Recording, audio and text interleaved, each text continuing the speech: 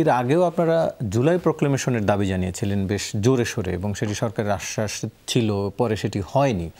এখন আপনারা গণপরিষদ বা গণভোটের কথা বলছেন, সেটিও কতটা হবে সেটি এখন পর্যন্ত মনে হচ্ছে হবে না। মানে এটি কি আসলে এক ধরনের আপনাদের আস্তে আস্তে চাপ দেওয়ার ক্ষমতা কমে যাচ্ছে? মানে যেহেতু আপনারা একটা আওয়ামী লীগ সরকারকে হটিয়ে দিতে পেরেছেন আপনাদের নেতৃত্বে, কিন্তু সেই আপনারাই এখন দাবি আদায় করতে পারছেন না, জনগণের কাছ থেকে আপনারা একটু দূরে সরে যাচ্ছেন কিনা? আপনাদের প্রথমত বিষয় হলো, আমরা জনগণের কাছ থেকে দূরে সরার বিষয় না, বিষয়টা হলো আমরা শুরু থেকেই একেবারে 5ই আগস্টের পর থেকে আপনি লক্ষ্য করবেন যে প্রত্যেকটা জায়গায় একটা মানুষজনের মধ্যে যতগুলো রাজনৈতিক দল আছে তার মধ্যে একটা ঐক্যমত গড়ে তোলার আমরা সর্বোচ্চ চেষ্টা করেছি। যেমন মনে করেন জুলাই প্রোক্লেমেশন নিয়ে যখন আমরা মুভ করি, তখনই কিন্তু আসলে জুলাই চার্টারের আলাপটা সবাই এসে সহমত হয় যে ঠিক আছে আমরা সবাই মিলে এটা জুলাই চার্টার রেডি করব, যেটা এই আন্দোলনের ভিত্তি হবে, এবং সেটা তৈরি হবে ঐক্যমত কমিশনের মিটিংয়ের পরে, যে আমরা কোন কোন জায়গায় একমত প্রত্যেকটা রাজনৈতিক দল এখানে কমিটমেন্ট জানাবে। ফলে আমরা আসলে ছাড় না, যেটা সৌরভ ভাইও বলেছেন, মেনশন করেছেন, যে আমরা বারবার চাই যেন একটা ঐক্যমতের ভিত্তিতে এই সংস্কারগুলো ঠিক করা হয়। এক, দ্বিতীয়ত বিষয় হলো আমরা যে গণভোটের কথা বলছি, আমরা গণভোটের কোন কথাটা বলছি, আমরা কি দেখেছি যে এই যে ভোটের পার্সেন্টেজ যদি আপনি চিন্তা করেন, আমরা তখন অনেক ছোট, কিন্তু 2009-এর যে নির্বাচন, সেই নির্বাচনে আমরা যদি ভোটের পার্সেন্টেজের হিসাব হয়, বিএনপি কিন্তু খুব একটা পিছিয়ে ছিল না, মেবি 2-3% আসলে মাত্র পিছিয়ে ছিল, কিন্তু আপনি দেখবেন যে আবার একটু বেশি, কিন্তু আসনের ডিফারেন্স কিন্তু বিশাল।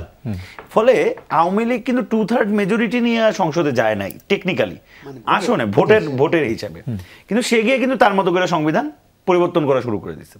তো আমরা কি এরকম একটা রাজনৈতিক দলের হাতে বাংলাদেশের সংবিধান মানে এইভাবে ছেড়ে দিব যে আপনি কোনোভাবে যদি 300 আসনের মধ্যে 200 আসন আপনার হয়ে যায়, আপনি পরের দিন সকালবেলা যা ইচ্ছা তা সংবিধানের মধ্যে চেঞ্জ করে ফেলতে পারবেন, আপনার কোনো জবাবদিহিতা নেই, কারণ আপনি তো পার্লামেন্টে মেজরিটি 2/3 মেজরিটি ওভারহেলপিং মেজরিটি নিয়ে আসছেন।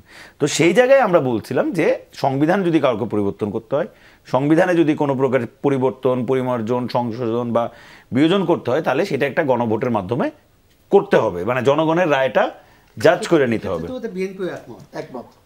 বিএনপি চাচ্ছে এটা এটাই সংসদ গঠিত হওয়ার পরে, আপনারা চাচ্ছেন আগে।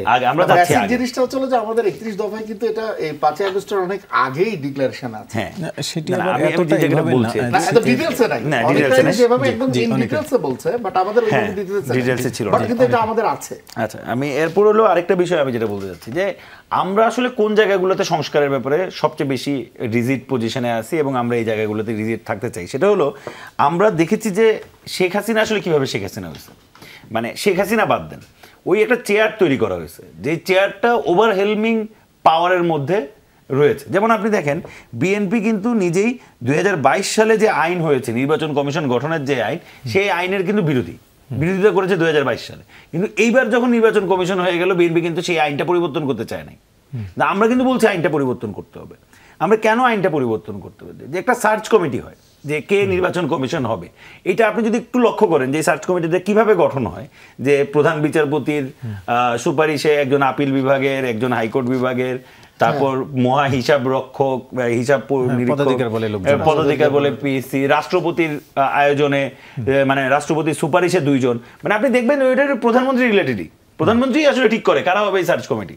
তো আমরা তো চাচ্ছি এই পাওয়ারটা সরে যাক, আমরা চাচ্ছি যে বাংলাদেশে কেউ একক ব্যক্তি এই পরিমাণ ক্ষমতাধর হবে না। আপনারা যেমন মনে করেন যে আজকেও সালাউদ্দিন ভাই, আপনাদের এই চাওয়াগুলোর ক্ষেত্রে বাধা কি আসলে হয়ে দাঁড়াচ্ছে? একটা প্রথম বিষয় আমরা একদম ক্লিয়ারলি যেটা বলতে চাই আর কি, যেমন মনে করেন যে প্রধানমন্ত্রীর ক্ষমতা আমরা কার্টেল করতে চাই, দলীয় প্রধানের ক্ষমতা আমরা কার্টেল করতে চাই, আমরা 4-5টা জায়গা তৈরি করতে চাই যারা চেক এন্ড ব্যালেন্স করবে পাওয়ারকে।